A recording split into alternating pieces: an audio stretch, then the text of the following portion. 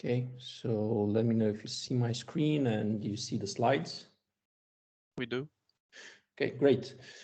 So this lecture is about Internet of Things. It's also about a concept which is very similar to Internet of Things, which is wireless sensor networks.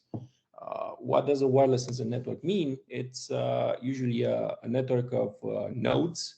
We define nodes in the last class as devices that have some computational power, but not necessarily very much of it. So you can look at them as very tiny, inexpensive nodes that have maybe 8 to 32 or even 64-bit processors that have limited computation capabilities and also limited memory capabilities. They're usually very low power, or they might be powered by batteries instead of just powered by the main supply. And they usually establish some sort of network between them. That network can be point to point, such as a Wi-Fi connection, so 802.11 standard, or it might be a mesh connection as well, so 802.15.4 IEEE standard, or other standards as well. It's a very wide definition of what constitutes a wireless sensor network. So, for example, your home network of devices that are all connected to a Wi-Fi is, in essence, a wireless sensor network, because you have these nodes that might be your phone, your smart TV, your I don't know, smart appliances that have Wi-Fi capabilities, and most of them also have sensors embedded into them. On the other hand, if you have, I don't know, remote cameras, for example, or remote sensors for an alarm system, or even at, I don't know, urban level, you have smart metering capabilities that, you have these meters which measure different utilities such as gas consumption or water consumption, electricity, and so on. And they have some networking capabilities as well. So they self-organize into a network, city-wide network that usually measures data and transmits data to a sink which might rest at the local office of the utility company, for example. So the definition of wireless sensor networks is very large, and it includes a lot of systems. We also call them pervasive wireless networks because they're everywhere, and they started maybe in the early 2000s to fill in a niche in some systems, but right now we see them penetrate more and more into our everyday lives. Most of them are tied to mobile applications, so they do have some sort of node mobility built into them, in a matter that they can also communicate and re-establish some networks, some wireless sensor networks, while the nodes are mobile within them. So nodes can establish connections or break connections while they move through the network. We're going to talk also about some challenges facing sensor networks and mobile computing, which are very actual right now. And of course, at the end, we're going to have a brief information about course information. I'm going to start with a quote from Michio Kaku. You might know him. He's a famous physicist. Well, this quote is maybe inspirational. What's going to happen in 100 years or so is anyone's guess by this point. It's mostly in the realm of science fiction, but we can predict by the exponential growth of our technology that we will have very, very expanded computing capabilities and very much, computing power available everywhere in our environment. This is something that's happening already. We see this, pervasive computing entering our lives more and more right now. We have more than, I don't know, laptops or desktops available to actually interact with, and systems that can compute and sense information from their environment, and then feed that information into some AI systems and machine learning systems that can actually bring, a real application to life. this is not very far-fetched. I mean, it's gonna be an interesting ride. Of course, there are some challenges along the way. Uh, Environment, for example, is one, but technology has proven time and time again that it can fix some, of the very greatest challenges of the human race. So I'm optimistic overall. Moving forward, other quotes, maybe let's say not so forward-looking, maybe in the near future, and some statistics regarding mobile device penetration, even in emerging markets and emerging countries. For example, you might have a country where mobile phone subscriptions are way more pervasive than access to clean water. That's a fact of today's world, unfortunately. You have, of course, a lot of subscription, usually, in terms of 90 or to even 100% if more advanced countries to mobile phones. That actually shows you how much technology is playing a role in everyday life. Um, there's also an interesting statistic that I found about how much time of our daily lives is spent in front of screens, and particularly in front of telephone screen. And what's that time actually slotted into, let's say, percentages for app usage, email checking, weather checking, and so on. So it looks like using apps in general over a smartphone is something that it's very commonplace for all smartphone users. We're using less the web browser to browse the internet, and more, let's say, applications that actually tie to the internet, such as, I don't know, YouTube or Facebook, social media. These are the most popular apps that are accessed day by day by us on our smartphones. And also, if you look at daily time spent with the internet in front of an internet device, be it desktop or mobile, of course, you can see an increase over time. So in the past 10 years, there's been a threefold increase of the time spent per day in minutes average, of course, by the population, the world population.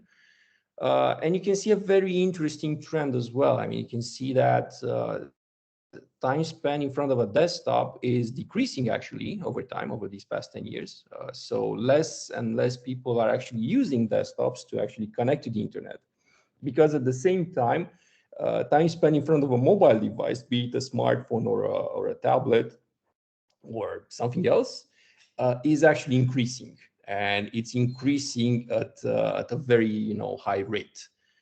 So just by looking at the statistic, you see actually two things. You see that we're spending more and more time actually compounded in front of our devices during the day. I found actually a very interesting statistic that you can actually measure how many people had accidents or bumped into each other while looking at their phone and working or walking to work or whatever.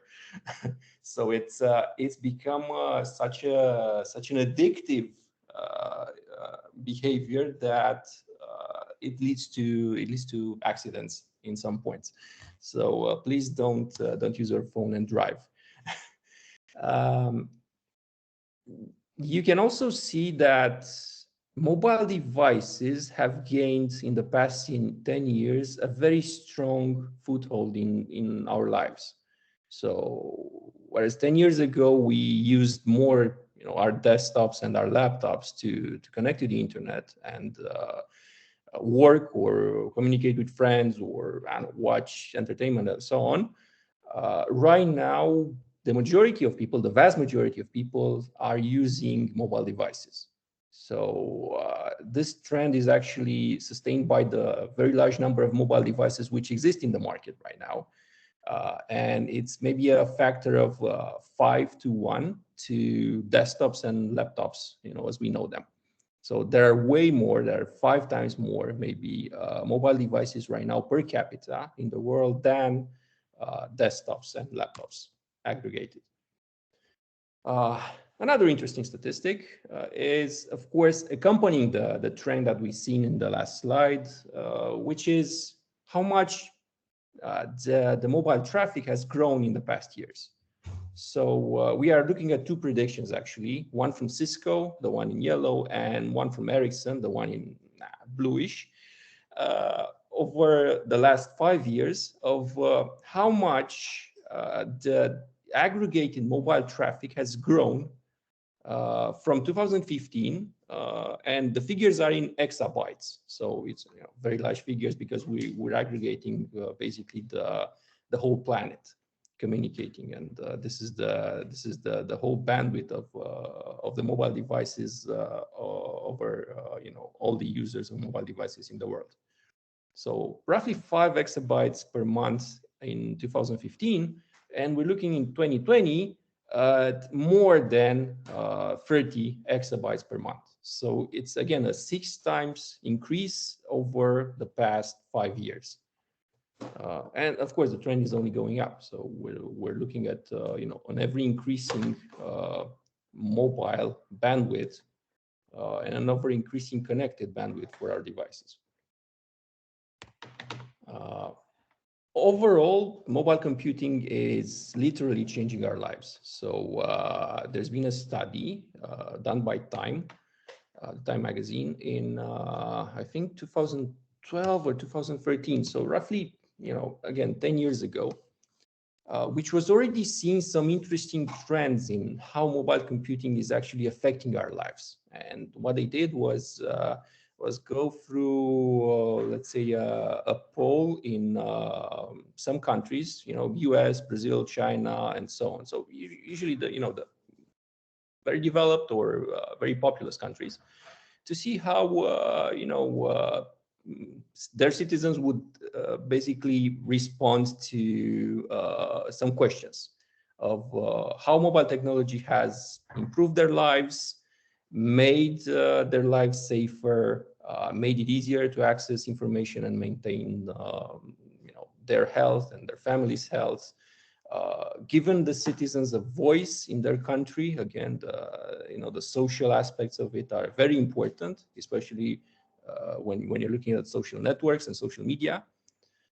So these are some very interesting statistics in terms of all the answers here are above 40%.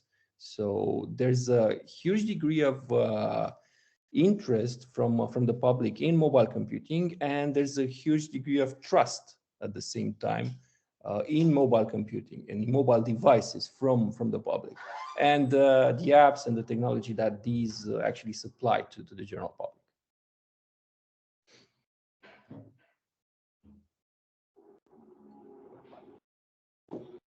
Okay, there are also larger effects at play here. So if you look at how it's changing our lives, again, from the same survey, it's a simple question: where do you place your mobile device while sleeping at night? So while, I don't know, maybe 20 years ago, very few people had mobile devices at their disposals, and usually that was, I don't know, a cell phone. Maybe it wasn't even smart back then. They used it daily, but they very rarely used it so much that they needed it in their close proximity, even when they slept. So usually a phone was relegated to, I don't know, maybe a counter of your kitchen or somewhere a table in your living room, and that was that. You would definitely not sleep with it at your bedstead. Right now, what's happening more and more, you see that a lot of people are actually placing their phones while they sleep very close to them.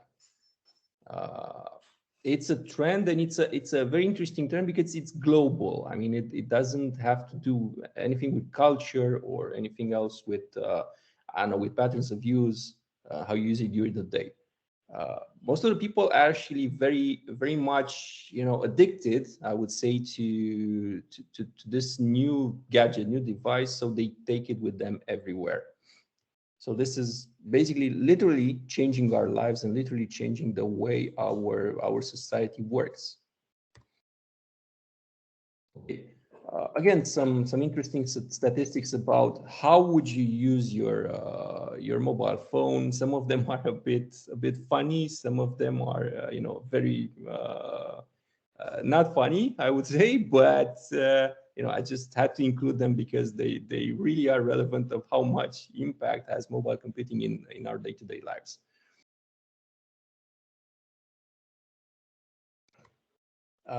Yeah, going back to more serious items, just by looking or examining how networks are actually taking shape into our day-to-day lives, and just looking at how networks are organized in a simple home or an apartment, we can actually identify a lot of technologies which we are using in day-to-day lives, and they may be even transparent to us. So, for example, in a regular home, you might have something like this. You might have some a cell phone which connects, of course, to the mobile network. So it's the nearest cellular tower, 3G, 4G, 5G, which is in your closest proximity. Again, your cell phone also connects to maybe some Bluetooth headphones, and at the same time, you have your cell phone which is connected maybe to other appliances in your house. It might be, I don't know, a smart assistant. It might be another, I don't know, monitoring system for your house, and so on. Usually that's done over Wi-Fi or Bluetooth or even near-field communication, so NFC. Again, you have other appliances, set-top boxes, or smart devices in your house, I don't know, smart light bulbs, for example, or other interactive devices, which also connect through the Wi-Fi network to your router, your local router in your house. So even just by owning a phone and a Wi-Fi router and a few connected devices, you already have a few technologies are at play that actually bring connections, mobile connections in your house. Then if you have maybe a video camera and you want to download content on a TV, you usually use Wi-Fi or ultra wideband if that's available for your TV and your camera. Then of course you can have a satellite connection from your TV to orbit directly, and then you might have cameras which are spread across the perimeter of your house, and those usually communicate either through wired protocols or through Wi-Fi. So we can identify, Wi-Fi is definitely the most pervasive technology, and it's available right now in most homes. It's there. Bluetooth, NFC, ultra wideband are also very much available right now as mainstay technologies. Another use case would be mesh networks. So usually within your home, when you add different smart devices, they connect through either wires or wireless to a central hub. So that central hub might be a router or a gateway that usually connects to the internet. So you have smart sensing capabilities, maybe in those devices. They can switch on or off lights. There are some very interesting products like this. Everyone from Philips to IKEA manufactures these smart lights right now, and they can connect also to your Wi-Fi network, and you can actually even target them remotely. You can measure your temperature, you can measure your water consumption, you can tie alarm sensors also to this network.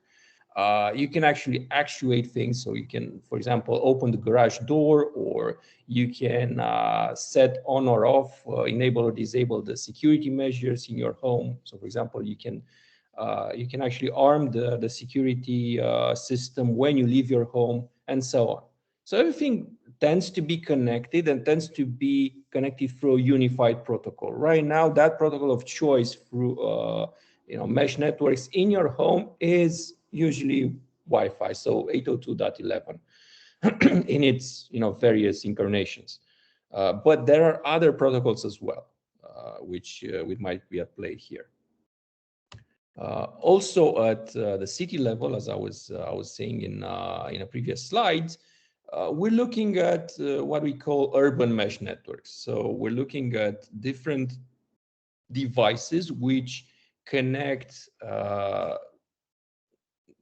either directly to a central hub, or if their networking capabilities allow them to, they can form these mesh networks that actually send information hop by hop. So it's a multi-hop network, and information eventually arrives at, let's say, maybe the utility companies. You have these gas meters, which are spread all across the city. They don't have powerful enough transmitters to actually connect directly to the central hub, which might be kilometers away, through a very thick urban jungle of other devices trying to communicate, a lot of concrete walls and buildings and so on. So there's very little chance of actually getting a radio connection directly to the, let's say, gateway, which is usually at the utilities company.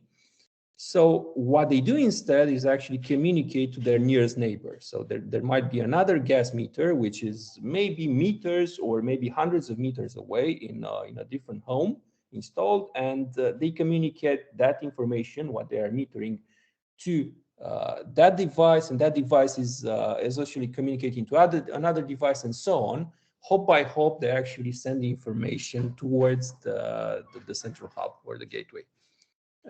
That sort of a network is very powerful because it can self-organize whenever you add a new node. So for example, you have a new subscription, you have a new home added to the network, it can actually, reestablish a connection or even break connections when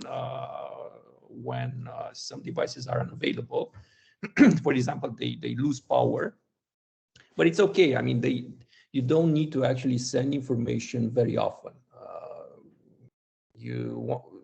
Even if you send information maybe a couple of times a month, that's enough for the gas company to actually bill you. And it's more reliable, of course, than actually sending somebody to actually read all the gas meters in a city. So this is a concept that can be applied to any sort of metering, so water metering, electricity metering, and so on. And this is something that actually happens. I mean, it's 10 years ago, it was in prototype stage, basically. When I was working in research, we were doing this at the European Union level, and we had a research project which was doing exactly this. It was implementing a smart metering grid in a city in Spain. It's called Santander. That was 10 years ago. Right now, this technology has penetrated pretty much everywhere in every city across the European Union. And we're seeing this more and more in our lives. So probably in 10 years from now, every meter in every home will be smart or have smart capabilities of connectivity to other meters. So by the way, if you have questions, feel free to ask me. It's okay to interrupt.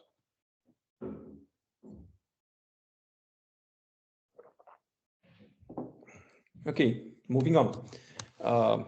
Some use cases of how this mobile and connected technology can actually help in different scenarios. So for example, you can have sensor networks or mesh networks that are available for disaster or military applications as well. So I'm only thinking about a few recent events in the past 10 years which have been catastrophic at some point or some level, and the fact that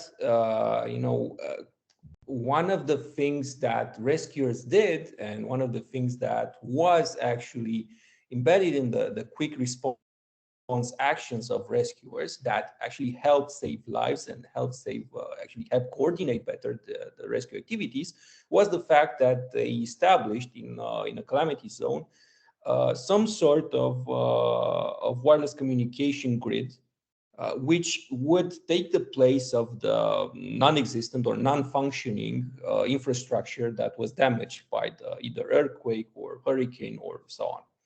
So it's very important. It becomes more and more important these days to actually have these systems which allow rescuers to coordinate. I'm, thinking of a recent event, the, widespread fires in Greece, for example.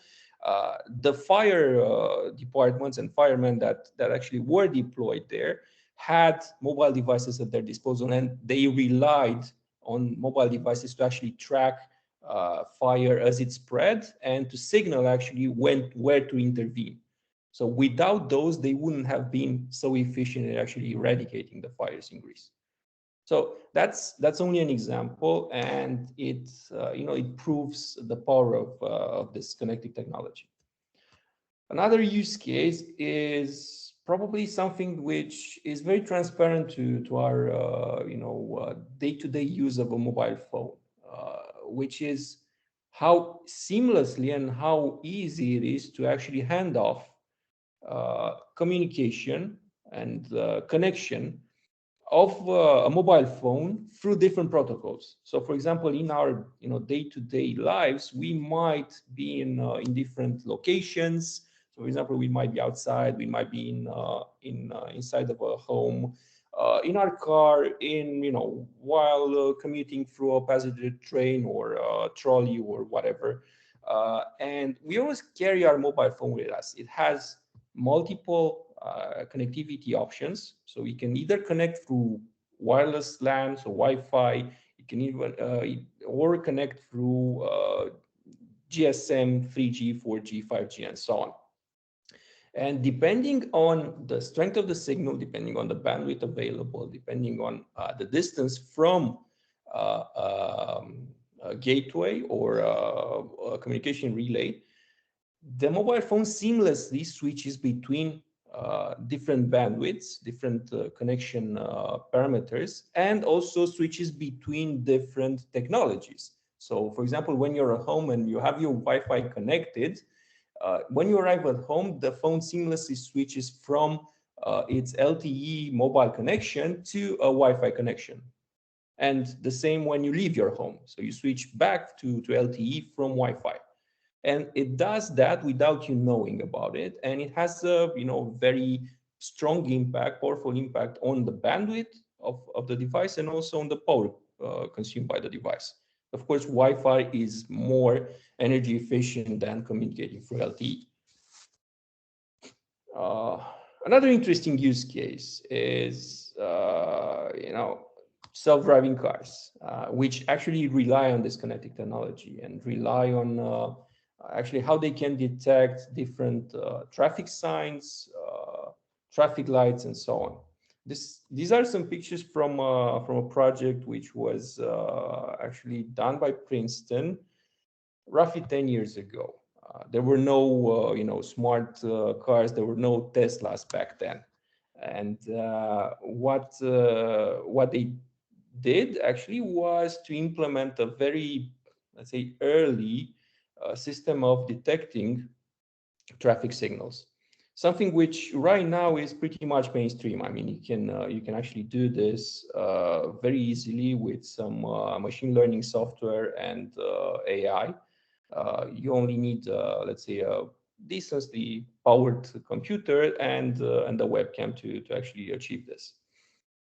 So most cars today have, most cars that have some smart capabilities have this feature.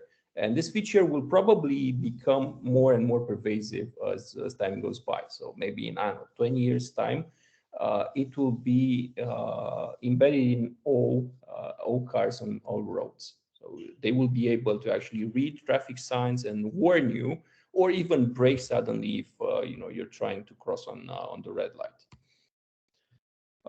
Vehicular networks also play a big role here because having cars or vehicles actually connect through some sort of communications protocol and establish these ad hoc mesh networks while on the roads actually has some very interesting added benefits. So you can, for example, better manage traffic by this, and you can actually avoid some very bad situations. You can actually avoid accidents by having cars connected.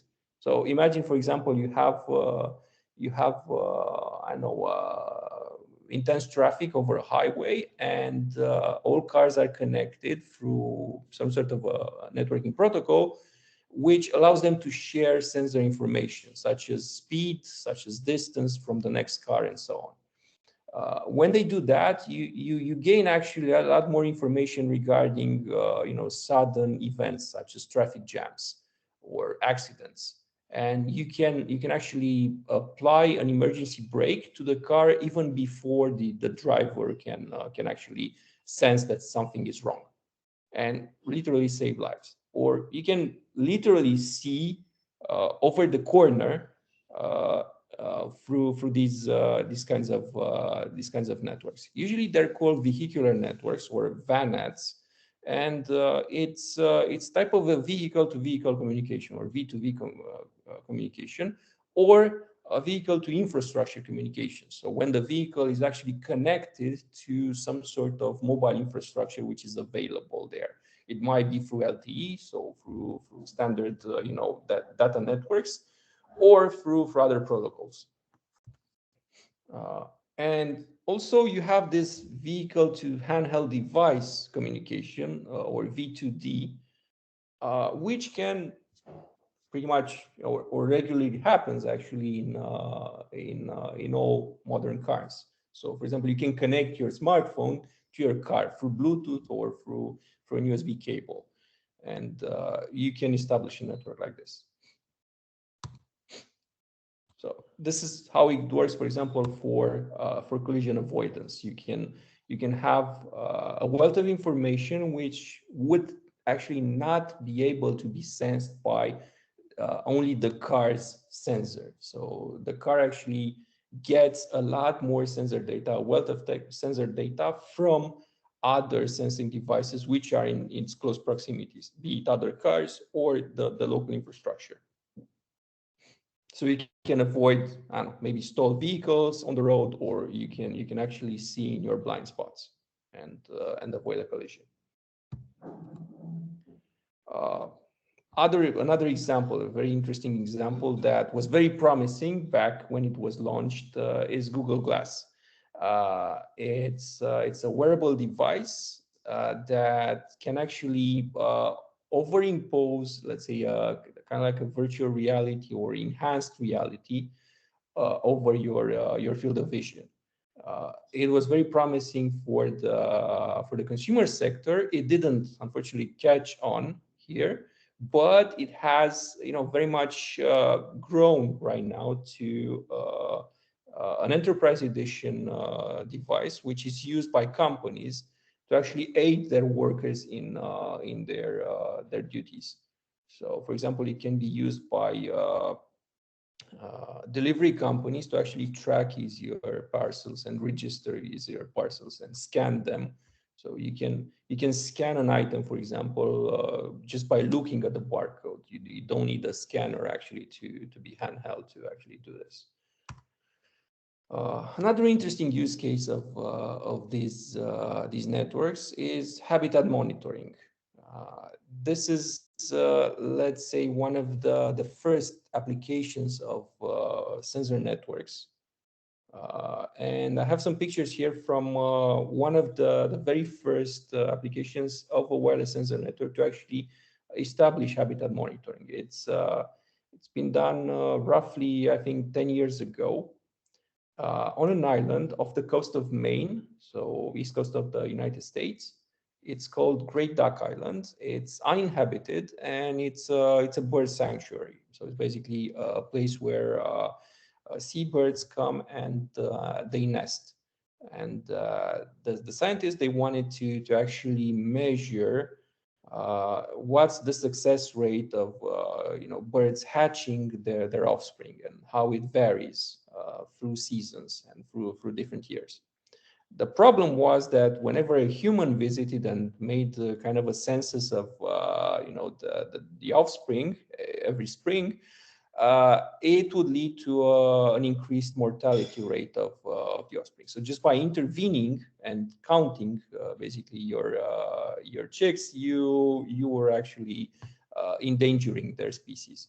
So what they did was actually install before the mating season started, would install these sensors into the burrows or the nests of these birds. I think they're called storm petrels. And these sensors would connect through an ad hoc network to a local gateway, which was installed in close proximity to a lighthouse on the island. And that gateway had internet connectivity through a satellite. So you could basically connect from anywhere in the world. Actually, the scientists were on the west coast of the United States, and they could actually monitor the nests of the birds in real time through this network. Of course, this network was not intrusive, so it did not affect the mortality rate of the birds. So it's a very interesting application of how these sensory networks can actually help in real life applications.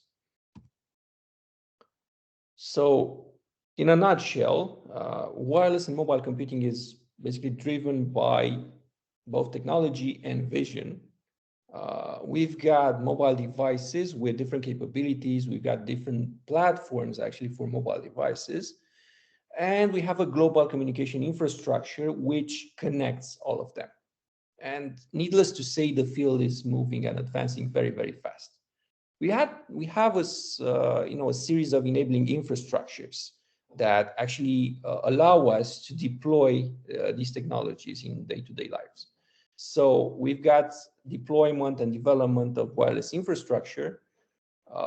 Networking is available pretty much everywhere right now in every human space, from in rooms, buildings, campuses, fields, cities, and so on. We've got development of also localization infrastructures, which help, again, in different applications of, for example, traffic control or monitoring different sorts of events or crowd sensing and these sorts of applications. Usually they're enabled outdoors through GPS. Indoors, usually you rely more on inertial sensors or proximity localization through connection to different access points, Wi-Fi access points, and so on. And you've got this this field of deployment of sensor networks, which is more and more pervasive to our day-to-day lives. So we've got different networks which are involved in our day-to-day lives, and they sense parameters from our environment, and they actually use those sense parameters to implement an application which, of course, brings added value to our customers, to our users. This can happen actually through an ever-increasing bit rate or bandwidth capability of our networks. So we started basically through some networks which were offering wireless connectivity, but the bandwidth is very limited. And I have in these two pictures the evolution of the two main technologies which we are using today to connect: Wi-Fi, so it's the picture above, and LTE, so line telecommunication equipment, or wireless connectivity through the cellular networks. So for Wi-Fi, we've got different standards: 802.11.b, which was released in 1999. It features wireless speed, which was breakthrough at that point, 11 megabits per second. It rivaled, let's say, local area networks capability of connecting through 10 megabit per second speeds. But of course, that was only the start. 2003 came the G version, the G revision of the standard, which employed a much better encoding to actually allow 54 megabits per second connectivity. Then 2009, we got the N standard, which is actually necessary to do applications in multimedia, such as video streaming. In 2012, we got the AC standard, which breaks the 1 gigabit per second barrier. And then 2015, we got the next AC version of the standard, which increases even more the bandwidth. The frequency of the protocols is actually also modifying from 2.4 gigahertz, which was originally the frequency of the carrier signal for the 802.11 protocol. We have switched now to two frequencies, basically, so 2.4 gigahertz and 5 gigahertz. 5 gigahertz allows a higher bandwidth for the connected devices. Now, on the other side, on the LTE front, we started with 1G networks, which were used in early cell phones back in the late 80s and early 90s. These were in many respects, these were the precursors of the digital networks we have today, but the communication was analog. So it was, let's say, speed measured in kilobits per second was very, very low. So we had roughly, 2.4 or 3 kilobits per second for data transmission to this network. So they were not used for data transmission at all. They were used only for voice. With a 2G standard, this was the first true digital network. So voice was sent not analog, but digital through the network. So you had the capability of actually sending this through a bandwidth of 64 kilobits per second, which is roughly minimum if you want to send voice through a digital connection instead of an analog connection. So you had digital voice, and you also have simple data like SMSs or even simple MMSs back then. Then you've got 3G, which greatly improves the bandwidth. So you have a leap from 64 kilobits per second to 2 megabits per second. This is roughly the speed of some transmission protocols employed also today in mobile networks. So, for example, if you're in a very crowded environment from the radio point of view, or if you're very far away from a cellular tower, the phone switches automatically to a lower bandwidth, and 3G usually is the lowest bandwidth you can actually have on a smartphone. 4G is the next iteration. You have 100 roughly megabits per second. And then 5G, you break the barrier of 1 gigabit per second for mobile communication, which enables, of course, much more bandwidth for streaming applications, multimedia, and what we call real-world applications. So it's fast enough to send data in real time in high definition and in very high bandwidth. These are some examples of different standards which are used or were used by mobile devices, and their, let's say, bandwidth in uplink or downlink for usually smartphones and mobile devices. So we've got anything from GSM GPRS class 10, which is a very low bandwidth protocol, which was used in early cell phones, to LTE Cat 8 advanced Wi-Fi protocol and so on.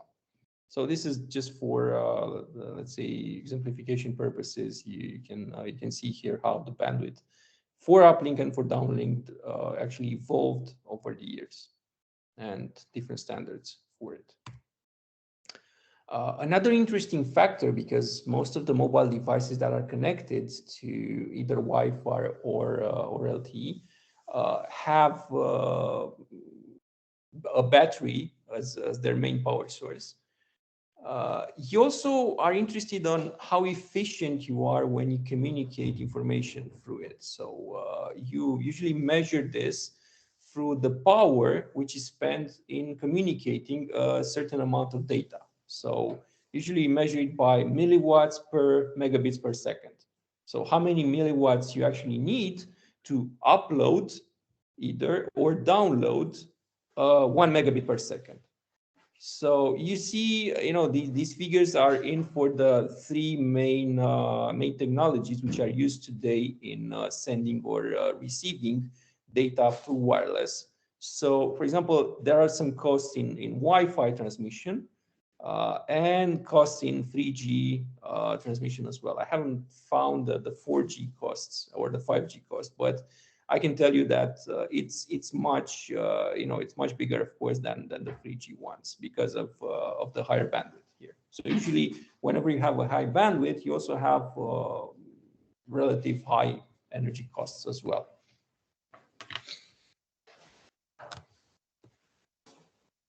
Another interesting factor of mobile devices today is that they are also sensing devices. So I've included in this slide here an image of the technical sensing capabilities of smartphone.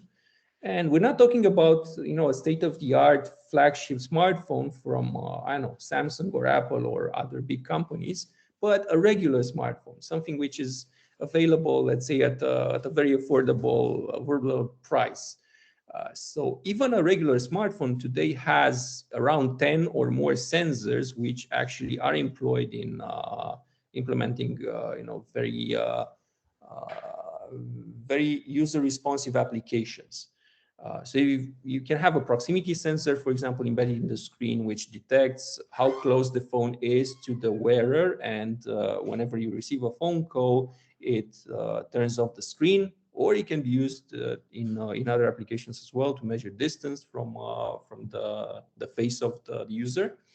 You have an ambient light sensor, which actually helps the device set its backlight luminosity. So the screen intensity is actually set by this ALS, ambient light sensor.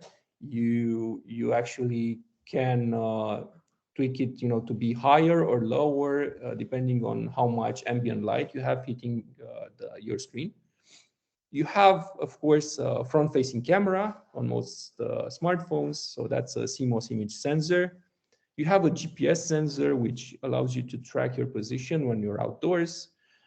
You have an accelerometer, a gyroscope, a magnetometer. Usually these are included in a single chip. So it's a single inertial motion unit, or IMU.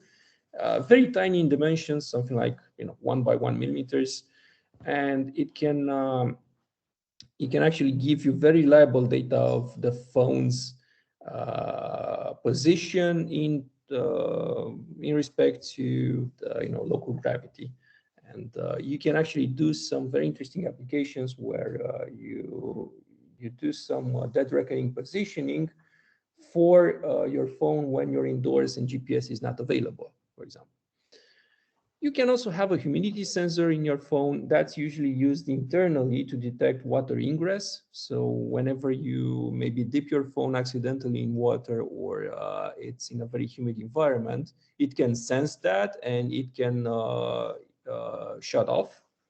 You can have a temperature sensor which does the same thing with when the phone gets very hot. So for example, if you leave it in the sun outside, and it goes over maybe 50 or 60 degrees centigrade, it usually shuts off to protect its electronics and its battery. You have a pressure sensor as well that's used, so it's a barometer altimeter that's used also in applications where you can actually sense your height, the phone's height. And of course, you have a microphone and a touch sensor.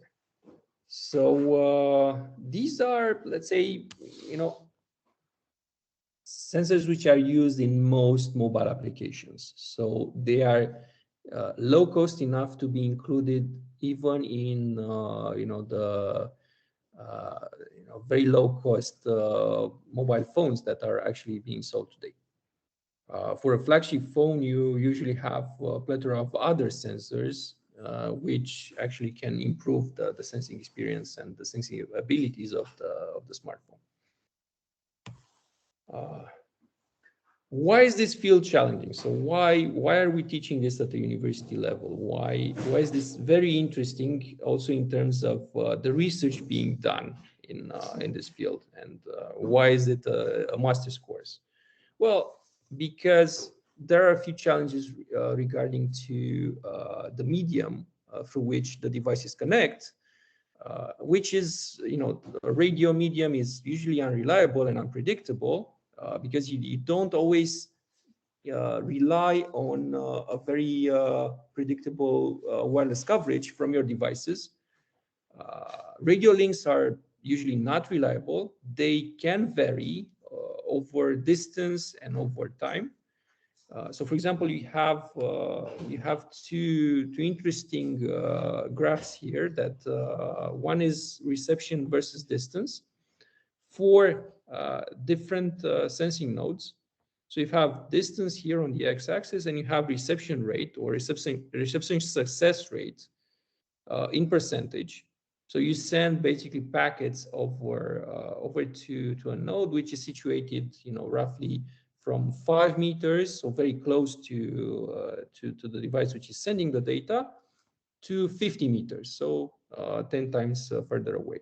We're talking about nodes which have wireless transceiver, so wireless receiver and transmitter, which has, let's say, limited bandwidth capabilities. It's very similar to maybe a Bluetooth receiver in your smartphone. Usually that connects over a very low range, so from meters to maybe maximum tens of meters. And what's interesting is that you would expect to actually see a decrease in the reception rate with the distance, right? I mean, when you're very close to the device, you would expect to see, for all the measurement cases, you would expect to see that you get a 100% reception rate for your packets, for your radio packets, which, by the way, does not necessarily happen. So you can have your device very close, 5 or to 10 meters, and you see that the reception rate actually for that device is actually not 100% in all cases. So you lose packets even at a very short distance from one node to another when you communicate. At the same time, you can see, proportionally, that as the distance increases, you get to a 0% reception rate for some of the measurement cases here.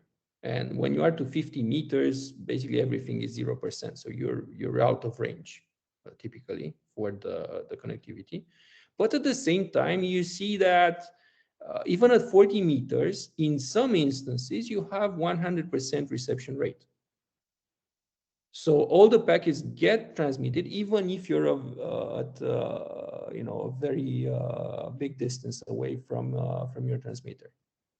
So this, what this means is exactly what what's said above. It's that wireless links are not very predictable, in a sense that, yeah, of course, they vary over distance, but at the same time, you can have very interesting and, let's say, illogical results where you are very close to the actual source of your packets and you cannot communicate, or when you're very far away from the source and you find out that you can communicate. So the way radio propagates through the medium, interference, noise, and so on, they have huge impact on the quality of the radio link between two devices. And that's valid for all connected devices right now. So through all protocols, be it Wi-Fi, be it LTE, be it Bluetooth, and so on, they are all affected by these effects.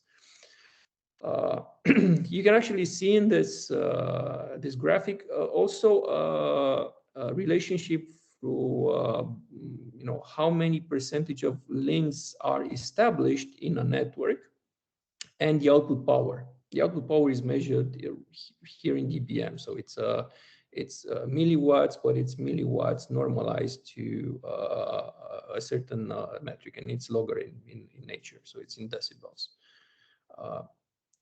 The intuition again is that when you boost transmission power, so you transmit information with a larger amount of energy expenditure, so you have a higher transmission power, then you would also increase reception rate, right?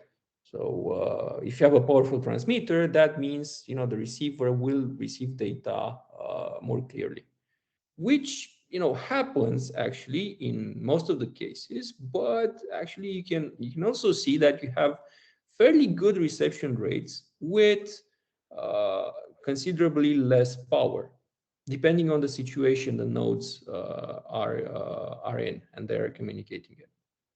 So this has also everything to do with propagation of the signal, everything to do with antenna parameters, and everything to do with the bandwidth and also parameters of the connection, such as how you actually encode the bits in your data stream, modulation, and so on.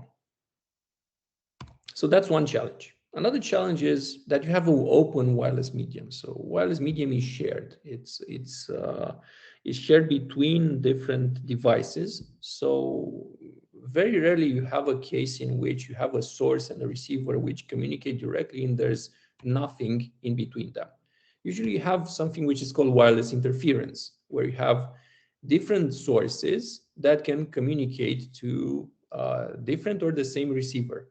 And when you have different sources that can communicate to the same receiver, you have packet collision. And you probably heard about it when, in a previous course, you've discussed about wireless communication and communication protocols over Wi-Fi. So whenever you have a collision like this, you cannot send information. So you need the sources to actually do backoff protocol, some sort of backup protocol, and then restart communication at a random interval after random interval has passed. You also have a hidden terminal problem, which has everything to do with the range of the communication of the devices. So you have two senders, S1 and S2, and a single receiver. The receiver is in range of sender 1 and is also in the range of sender 2, but at the same time, sender 1 and sender 2 are not in range of communication. So they cannot communicate, they cannot see each other, and they can send, of course, packets to the receiver at the same time. It's the same situation as before when sender 1 and sender 2 were in range of communication, but right now it's much more difficult because you have this situation in which both senders do not see each other and they cannot communicate between each other and establish some sort of protocol of communication with the receiver. So you have potentially a lot more collisions in a hidden terminal scenario than in a simple wireless interference scenario. Oh, sorry. I think these slides have badly formatted. You have this exposed terminal again, where you have senders which are, let's say, in range of communication, and then both senders, communicate to their own receivers, and they can actually interfere in communication here. So again, it's a challenge of this wireless medium, which is shared between devices. And then you've got security issues as well. Whenever you have a shared medium, you can easily eavesdrop on communication. You can easily jam the communication frequencies, and basically do denial of service for nodes that would like to communicate in this spectrum. Another challenge is mobility. So usually when you have nodes which communicate in a network and they also can move in this network in space, this usually causes very poor quality links. So you can have a node which is very close to another node, and they can communicate very well, and then over time, the distance from the sender and from the receiver varies and increases, and you get a very poor link. You can see that in everyday life when you use a smartphone and you are in in connection, maybe in a city, you are in a very close connection to a mobile repeater, and when you're outdoors somewhere in the mountains, for example, you have a very poor reception, very poor connectivity, and then a very low bandwidth of communication or even none. So mobility causes intermittent connection. What happens, for example, when you're driving, what happens to your phone is it very often connects to the cellular network, the closest, let's say, transceiver in the cellular network to the mobile device. So it breaks and establishes connection on a regular basis.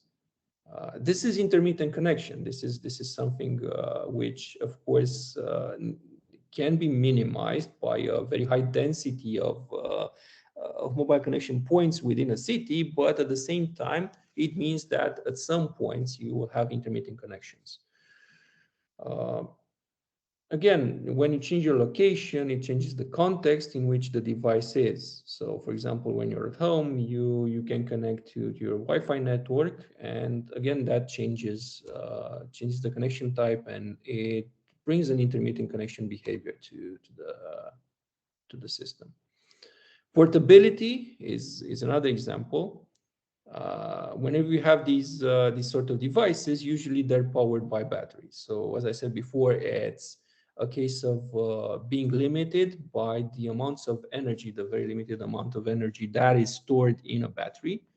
That also leads to limiting the processing power of your device. So you cannot employ, very strong processors, gigahertz type processors, with maybe the same processing capabilities as a laptop or a desktop. You have limited display capabilities, limited storage capabilities as well, because not only do they actually consume battery power, but they also cost. So it would, adding another gigabyte to your mobile device can lead to a cost which would yield a higher price of the mobile device itself. So you have different categories of mobile devices, and you can actually group them in an increasing metric of performance, weight, and power consumption from small devices such as sensor nodes, sensor controllers, to maybe cellular phones, not your regular cellular phones, so not your smartphone, to smartphones and tablets, and then to laptops and desktop computers. So usually capabilities increase when you go from left to right, both in terms of memory, so storage capabilities, and in terms of processing power. And they're closely related also to the fact that you have limited amounts of battery energy available to you.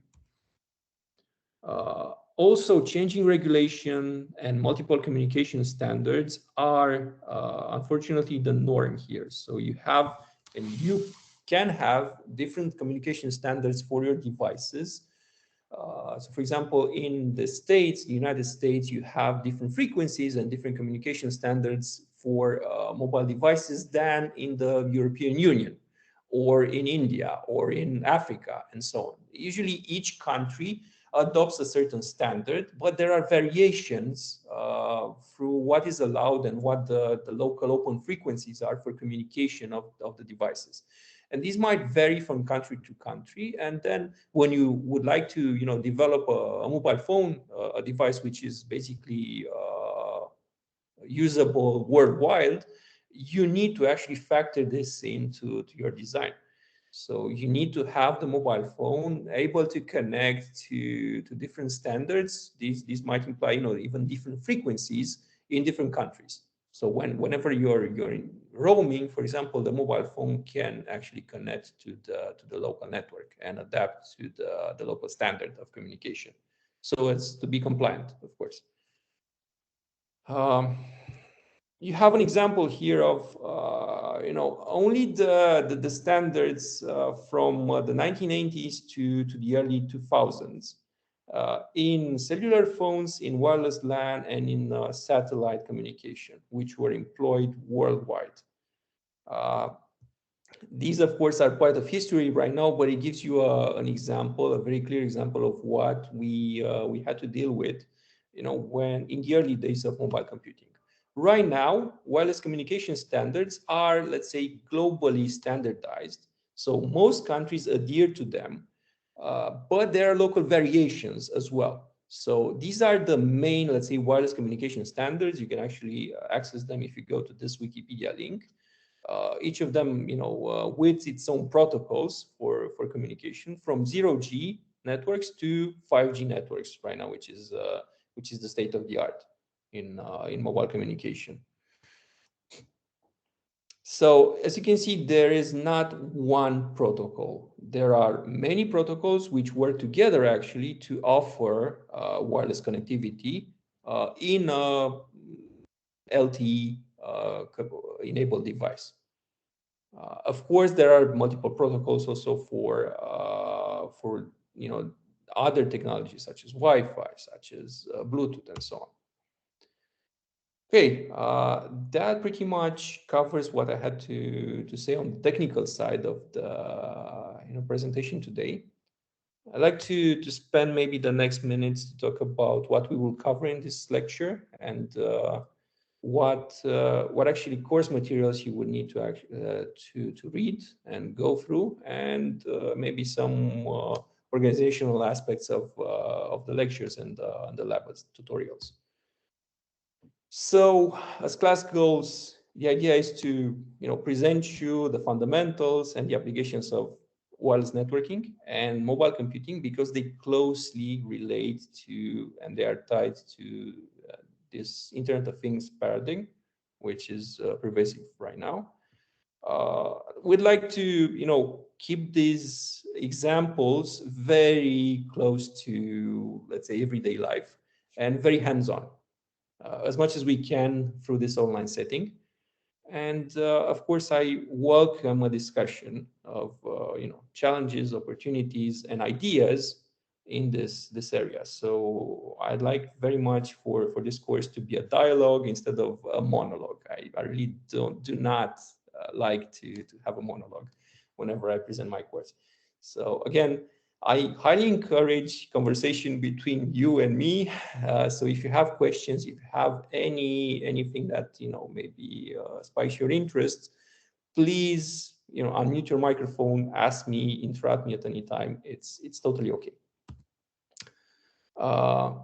We will work on this layered reference model of communication, where you have devices and you have the standard layers of communication. It's OC ISO model of communication from physical data link network transport to application.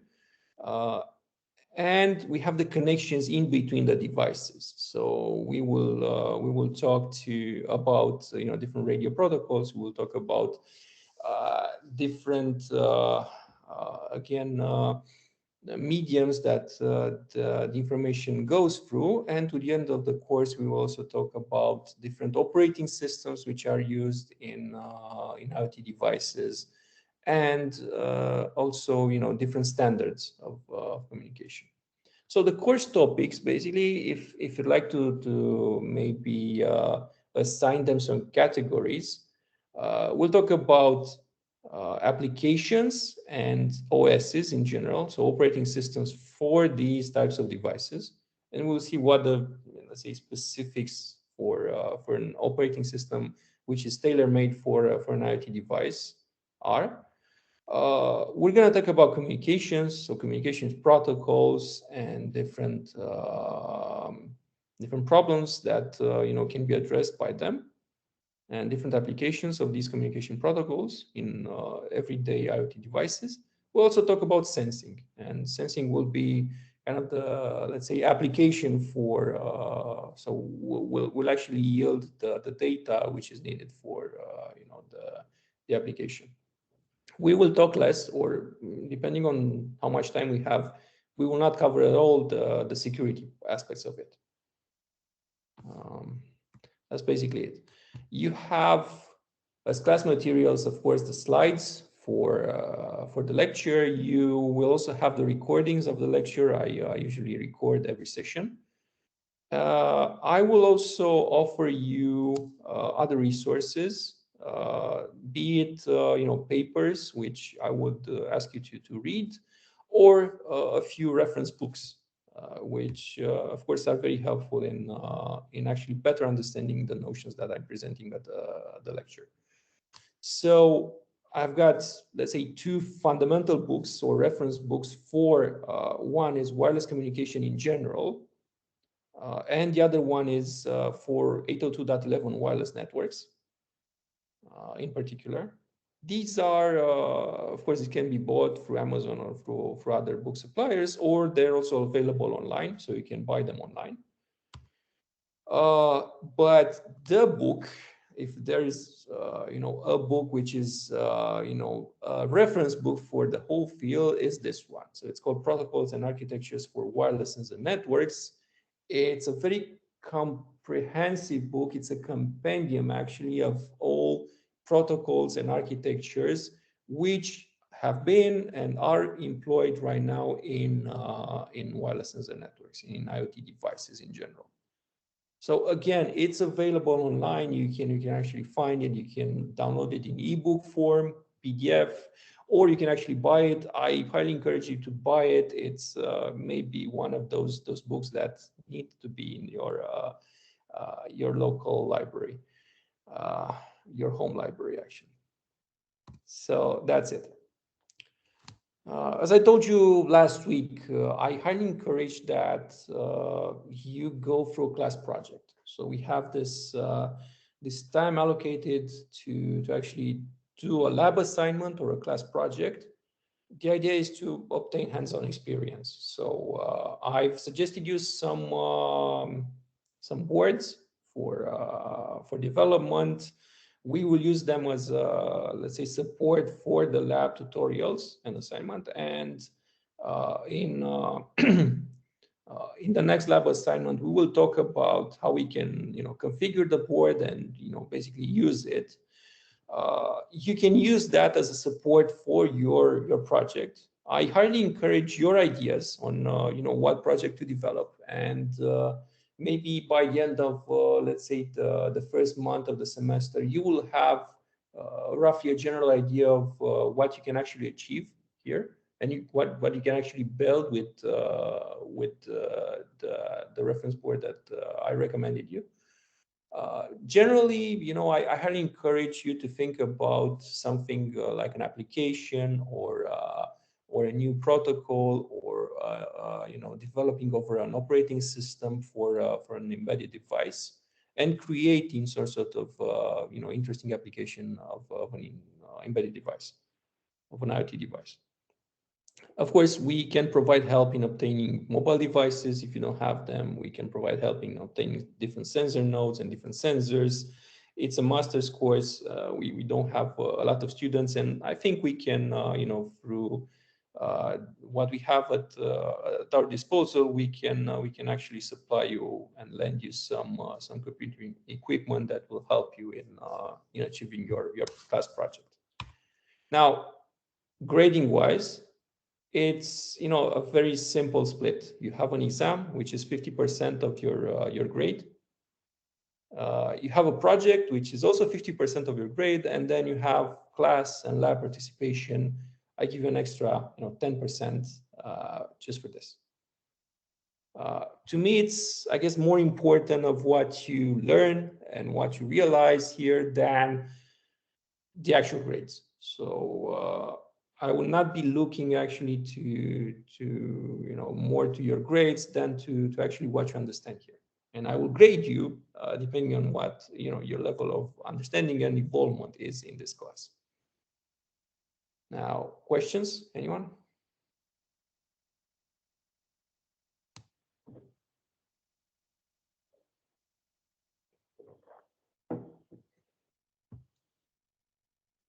I have a question. Which is the deadline for choosing a project? Well, let's say that a month from now, I think would be a good time.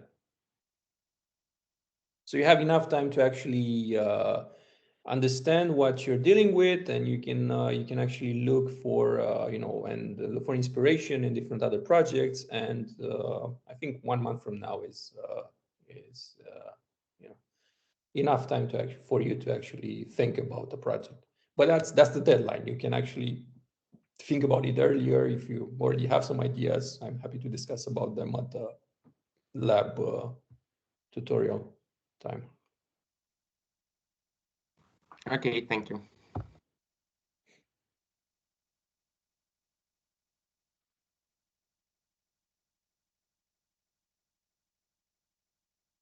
Okay, there are no other questions. I think this is the end of the lecture for today.